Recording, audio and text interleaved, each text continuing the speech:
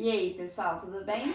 Vamos para a segunda parte do vídeo, né? Na primeira parte eu expliquei o que são os condicionais e a gente viu o primeiro deles, que era o zero conditional.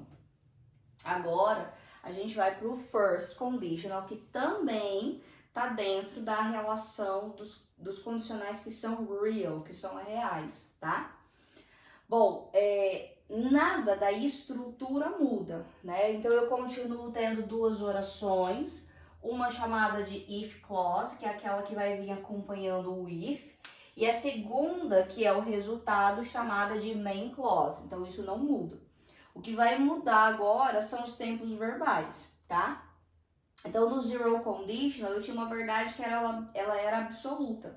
Não existia uma possibilidade, isso era um fato, é uma realidade. Então, por isso que os dois tempos verbais, eles são iguais, tá? Agora, no first conditional, já é diferente, porque agora, olha só, a gente vai usar para talk about possibilities in the present or future. Então, agora a gente vai usar o primeiro condicional para falar de uma possibilidade que ela ainda pode acontecer ou no meu presente ou no meu futuro, tá? Então, é uma possibilidade. Aqui eu tenho realmente a condição de falar se eu fizer uma coisa, outra vai acontecer. Nessa perspectiva, né, a oração que ela vem com if, ela continua no simple present, ela vai continuar. As mesmas regras que eu falei para vocês no primeiro vídeo continuam agora. Então, eu continuo tendo o verbo na base form, sem o to. Nas frases que são positivas, he, she ou it recebem s, es ou ies. Se for negativa, he, she ou it tem o doesn't. Para os demais é o don't. Não muda. Agora, a minha main clause, ela sofreu uma mudança. Não é mais um simple future. Agora virou um will future. Agora eu vou jogar para o futuro, o will. Então, normalmente, nesse tempo verbal, né, eu vou precisar da figura do will. É ele que joga para o meu futuro. Então, nesse tempo verbal, eu uso o will e mais o verbo. O verbo aqui, ele fica na base form, sem o to também, mas para todas as pessoas. No futuro não tem S, não tem ING, não tem ED. Para o will future, não, o verbo continua intacto. Mas todas as pessoas recebem o will, sempre o will e depois o verbo, essa é a ordem, tá? Com o verbo be, lembra que eu falei lá no zero conditional, no simple present, eu conjugava o be, lembra? Am, is ou are? Agora, não. Agora, no future, continua will be, tá? Continua a mesma coisa.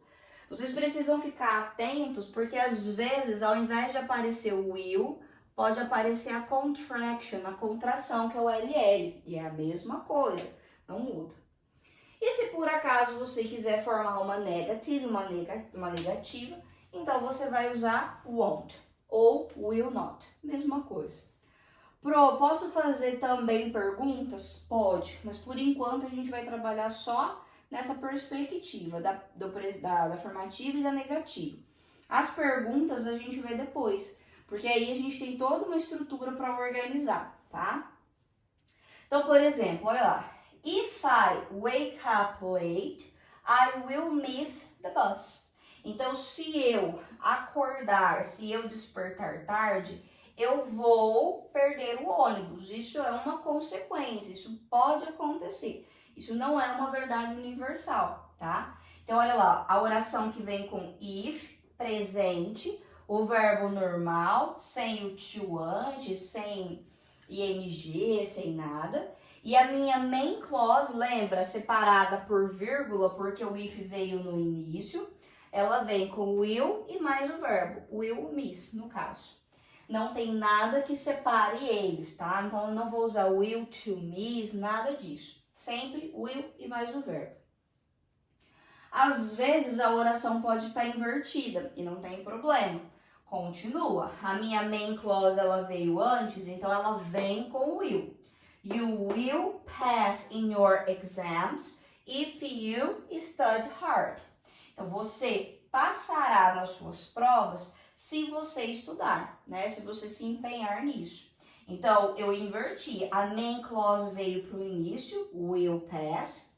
O if está aqui no meio para separar as duas orações, então não precisa de vírgula.